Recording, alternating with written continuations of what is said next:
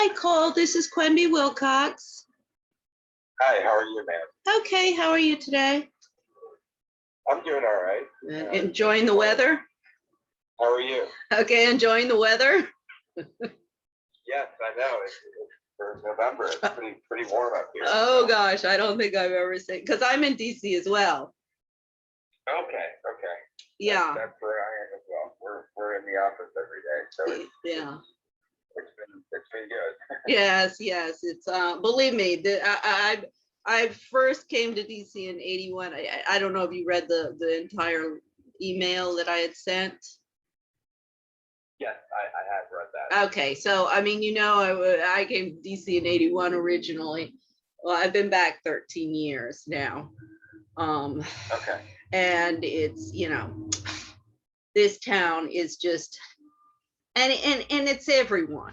I keep on saying, I feel like I'm in a class of a group of kindergarten students and saying, no, you're all responsible and you all got to clean it up.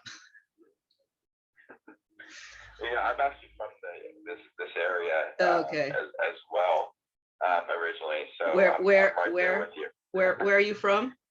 In the Chevy Chase Bethesda area, it's just right on the Maryland side. Oh yeah. I mean, I went to Foxcroft, and a friend of mine. In fact, didn't you like go to Hilton Head School or something? I spent a year down in Hilton Head. Okay, because she's down there now. That's funny because her parents lived in Bethesda. Her father, oh, you wouldn't remember this. You know where the Macy's is now? I think it was Bloomingdale's. Well, he was the head of that.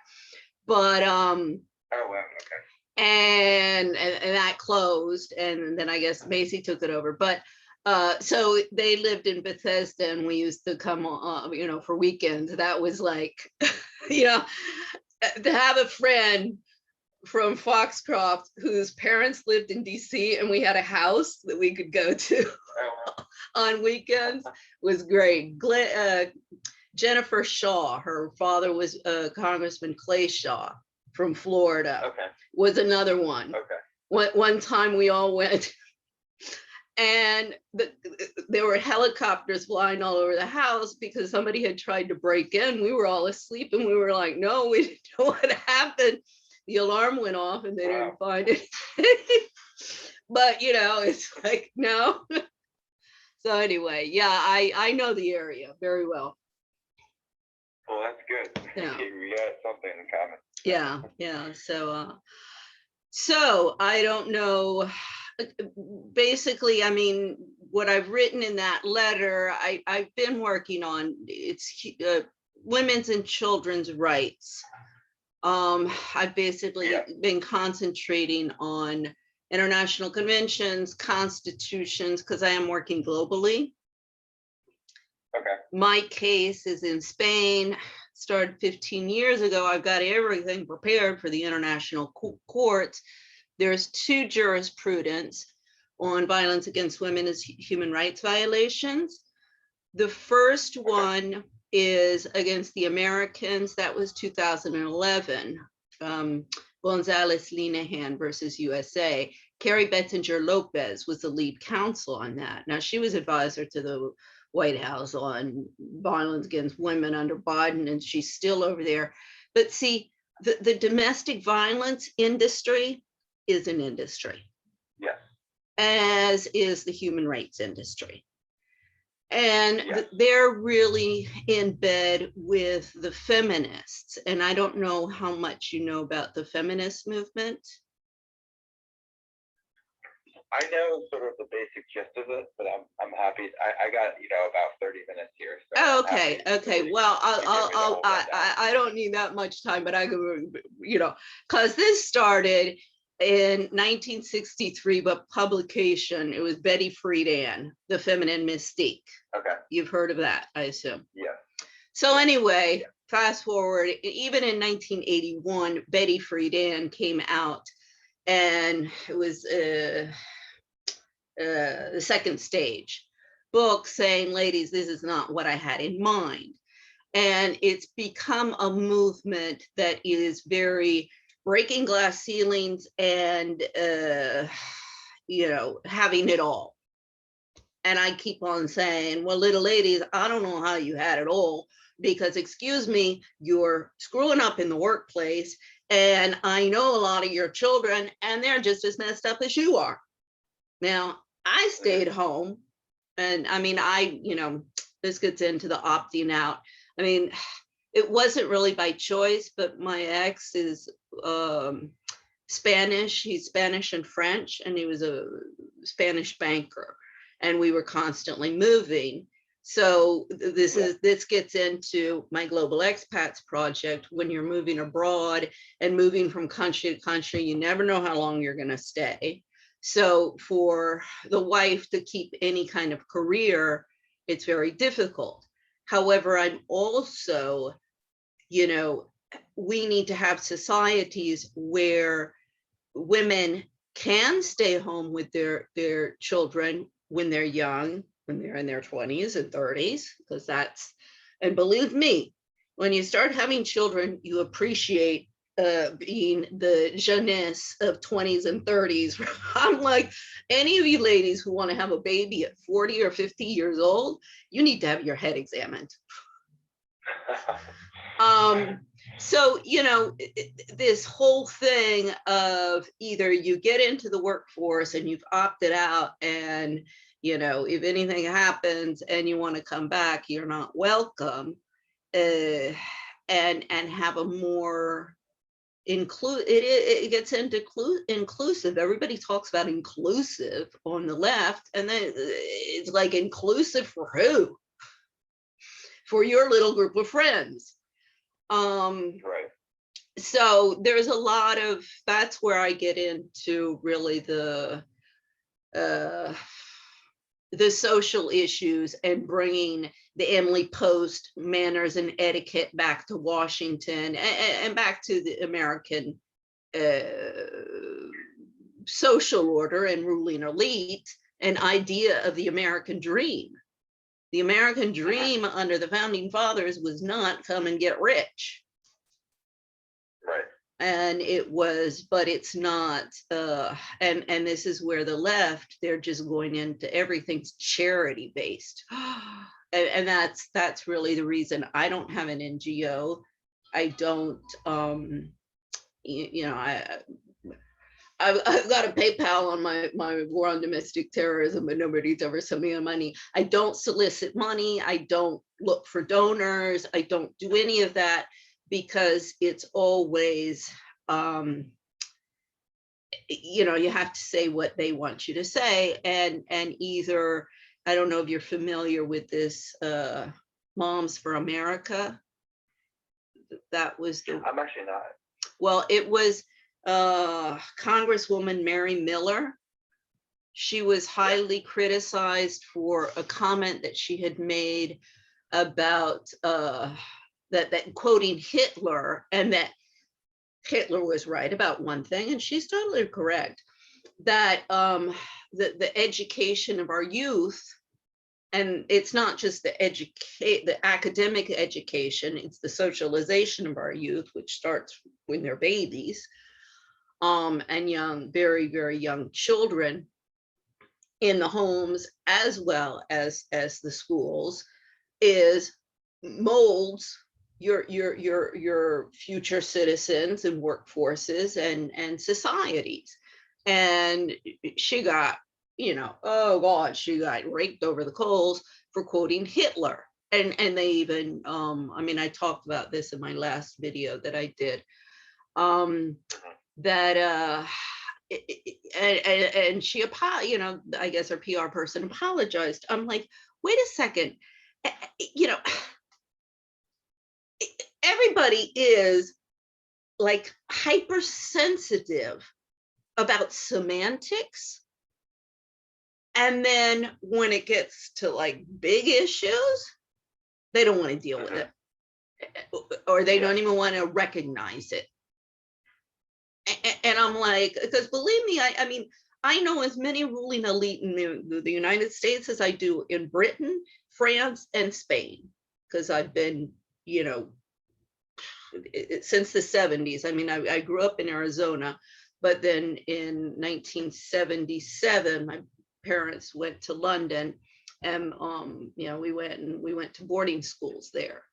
And so like one of my roommates was Lady Henrietta Bathurst, who is the sister of Earl Bathurst, who is a good friend of Prince Charles. Now through her, well, through Earl Bathurst, I haven't gotten to her because they sent me, they said, this is the problem when you're moving around abroad all of the time and you know, globally. I was like, when I found the internet, I was like, oh my God, this is great. But I still, they sent me an address for her in South Africa. By the time I got to South Africa, she had moved. So it still hasn't gotten to her. But I'm like, because Europe is facing the exact same issues as the United States. And I've told Europeans ever since, I mean, I lived there for 20 years in total. You know, the Europe, the issues between federal and state rights in the United States are the exact same issues between Europe and country rights, the different countries. And it's exactly the same stuff. And I said, look at the Americans and learn from their big mistakes, because you guys are going down the same road. And that's one of the reasons that Europe is breaking up, just like the United States. And it's, you know, I have a French nationality and my children have French and Spanish. So, you know, I'm as concerned of what's going on in Europe and as implicated there as I am in the United States. And it's just really, it's my generation. I mean, I'm sure you're about the age of my children, that set this golden age narcissism epidemic in marcha, and you know, have run with the ball. So that's, you know, pretty much what I know I'm kind of, people go, oh, but you've got to specialize. And I'm like, no, what I'm trying to do is look at what everybody else has been doing and studying and figure out what's going on here.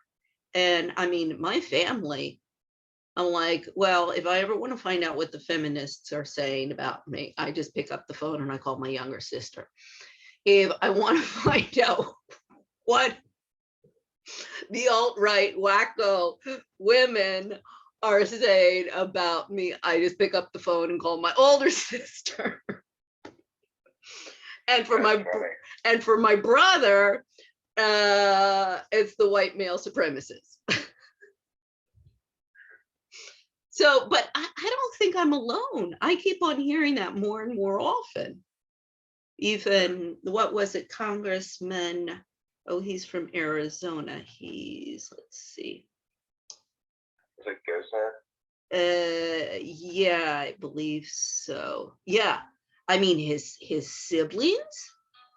This is something that my siblings will come out with.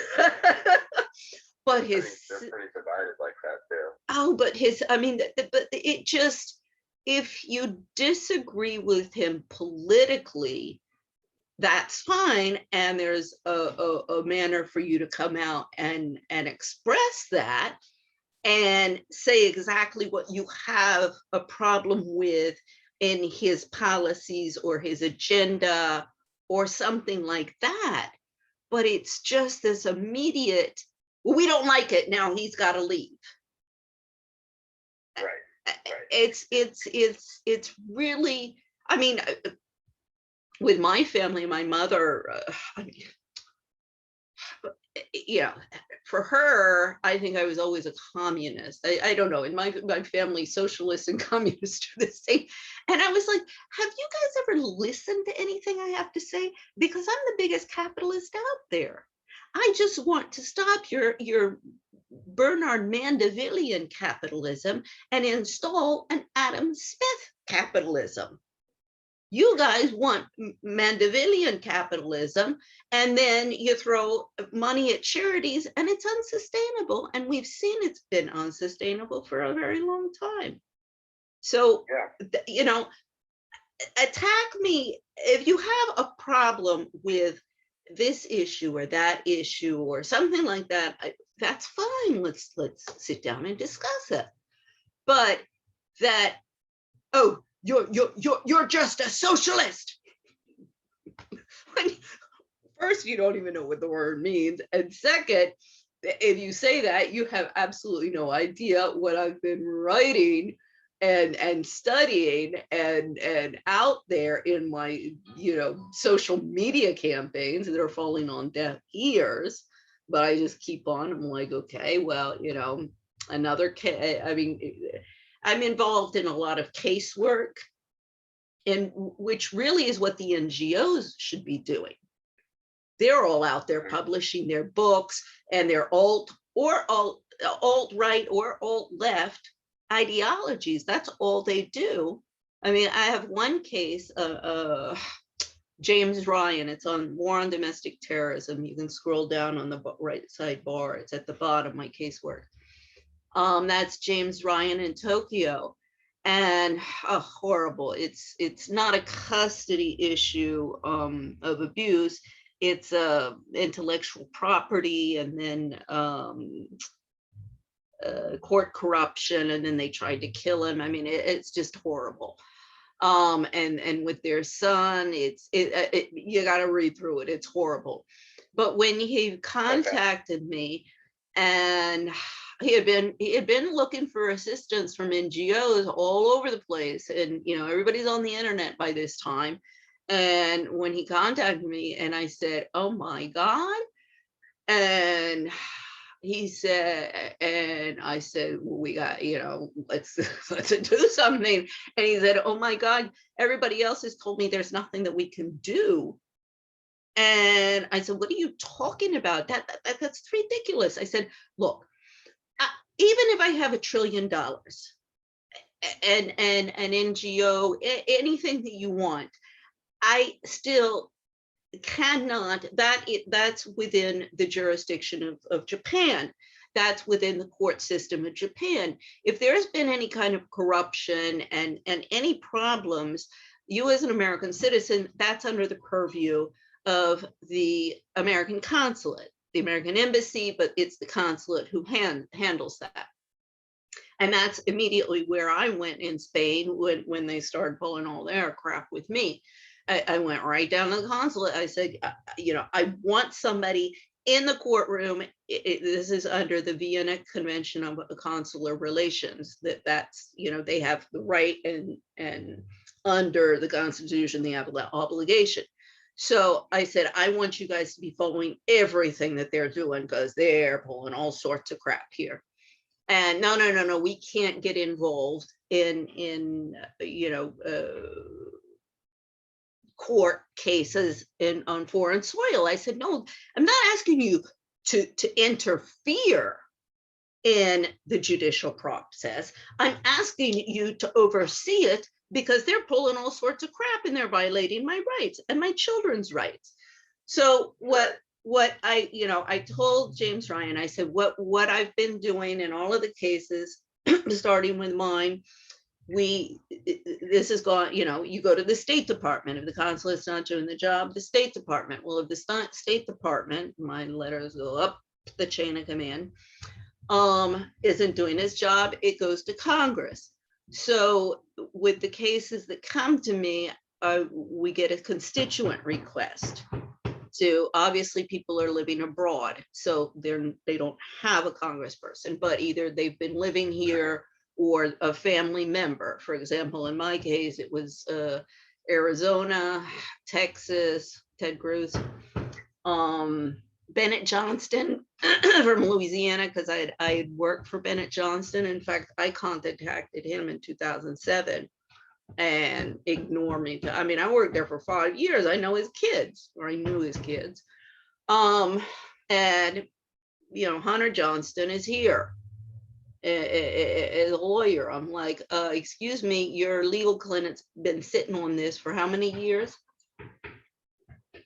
So anyway, we, I do a constituent request. You have to tell the consulate to get, in this case, it was Japan, to investigate what has been going on in this case. That is all I can do.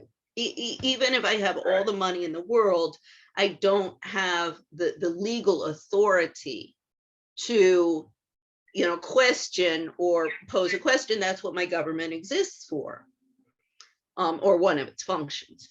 So, that's been the strategy, if you will, to document. No, and then there's the American Abroad's Caucus that's Carolyn Maloney. Wow, I've been sending them letters and stuff for I don't know how many years. I mean, the Democrats are it's all about the feminists or their different factions and minorities and getting into power and control. And, the constituency be damned. And it's all about putting on a good face and promoting, in this case, it's mainly the feminist agenda, which is where really I am, because it involves women and children's rights issues. Exactly. So I mean, I guess that's as I say, I'm kind of all over the map, but there is definitely method to my madness. And since I'm in the international arena, we've been lobbying UN Women. There's another woman and I, Cindy Dumas. But again, you saw the Women's March? Yes. Okay. I mean, thank God by the time that thing came along, I had learned my lesson with the mothers. Because you have, basically with the family courts activists, you have the mother's rights, the father's rights, and the pedophile rights. Believe me, there's a group about that. And they're winning the game because the mother's rights just want favoritism for them, and the father's rights just want favoritism with them. Believe me, I run the gauntlet of those organizations for the past 13 years. So I know everybody in there, and I'm like, well, if you people would stop squabbling and trying to rule the roost, then maybe we could get somewhere. So by the time the Women's March came along, I was like, I'm not even getting near these cackling hens, particularly with those little things that they put on their head. My Lord. I was horrified. I was like, don't you ladies have any dignity? I don't know, maybe it didn't shock you, but it shocked me. Oh, absolutely. So, I mean, could you imagine if men did that? I could. Can you imagine men letting other men do that? Right. So anyway, but that gives you a window and a view into these different groups. And I had even gone down to the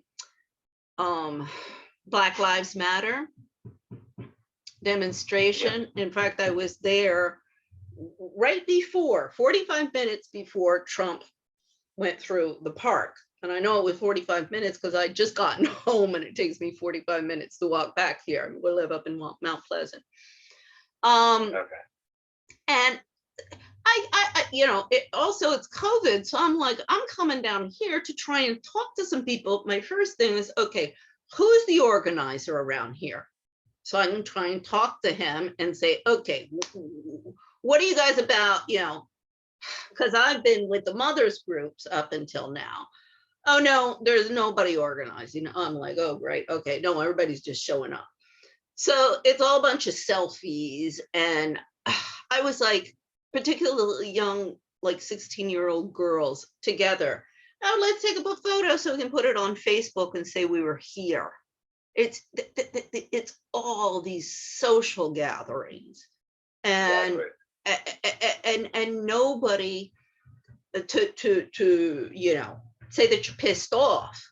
But I'm like, wait a second, that's fine. But if you guys don't get together and have some sort of leadership, and so people can come to the table and present in a cohesive and logical and sensical fashion and argumentation what your problems are and what you want as solutions, then it's just going to keep on escalating and nobody's going to get anywhere. I mean, believe me, I mean, you know, I've had friends, and as you living all over the world, you know, I know people of really every color, shape, size, nationality, religion, and you know, I've never had any problems with any of them, except when they're narcissistic or psychopathic. Right. But and basically everybody, you know, wants the same thing. They just want a decent life, or the normal people in this world. And then you have these, you know, people that have to have, I always say, look, the only difference between a rich person and a poor person is that the rich person has a yacht that they can't afford, or a plane that they can't afford, and the poor person has a car that he can't afford. And everybody's got to stop living over indebted. Well, ma'am, I do hate to cut you short. I do have to jump on another call at okay. 2:30. Okay, I'm sorry. But no, you're totally fine. But you know, I want to thank you for, you know, contacting our office with, you know, those letters that you wrote and sharing your perspectives. And if there's anything that we can do in the future, you know, to assist you to, you know, promote sort of the initiatives that you're doing. Well, I'm hoping that, you know, the three caucuses will look at the request that I have made to Attorney General Garland and the FBI Director Wray for an investigation into the violent extremists that are in Washington creating this cacophony, and, you know, whose names, and this is within the Feminist, Feminist Majority Foundation. All of these organizations need to be brought into Congress and explain what the hell they're doing and the chaos that they're creating, because I can assure you it is horrible. That's what my real, if I would like, you know, the three caucuses, I think if the members of the three caucuses look at those, my letters to them, the link is posted in the letter, and bring it to Congress and say, we want some answers from all of you NGOs, particularly because it gets into managerialism. This gets into James Burnham. I know you got to go. Managerialism, minoritism, affirmative action, and feminism are the three main social problems there. So if you look at those letters, and if they will, you know, move it and get some action, and okay, we want you here on a congressional hearing to explain what's happening here and why, you know, what you are doing and what you're not doing. Right, and you know, as I'm sure you're aware, my boss sits on the oversight and government reform committee, and obviously being in the minority, it's a pretty tall task to have any sort of oversight with the Democrats. Right. Well, see, the thing is, but the thing is, if I'm given a voice, I can assure you, Nancy Pelosi is afraid of me. Well, let's just say I intimidate her. When I went to her Mom's Rising conference, she didn't like my second question, or she didn't like my first question. She sent me to the back of the line. So if I'm given a voice, I can assure you, the Democrats who are creating problems in oversight will be totally disempowered. Yeah. You know, so that's what I'm saying. Believe me, I mean, I would like to speak with the, you know, the congressional members, but if you'll read that letter, and if I'm giving, I mean, I'm going to the international courts under freedom of speech issues in my own country at present. Right. And you know, I keep on, I mean, that Congress is not recognizing, you know, these various factions, because basically I represent the housewives and trailing spouses, if you will, of the American people, as well as the Americans abroad. So I do hope you'll read those letters, and I can get some you know, action, because that's what's happening, and why we are headed towards more violence, because these things need to stop being pushed under the carpet. No, absolutely, ma'am. And you know, I'm more than happy to, you know, bring these to the attention of my boss too. Okay.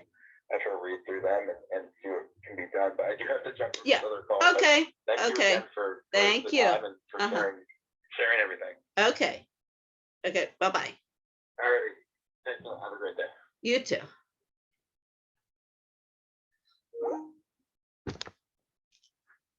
Well, I'm glad I recorded this. I'm continuing to record them, but see, this is the thing. Oh, well, thank you for sharing. What I'm sitting here, you know, spending my money down. You know, this is typical.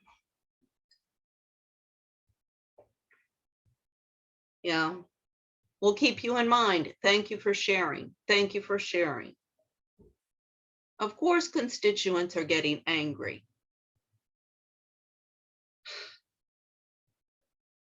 I mean, it's at first I thought he was like, okay, yeah, these are the problems. These are the problems. Yeah, these are the problems. But yeah, thank you for sharing.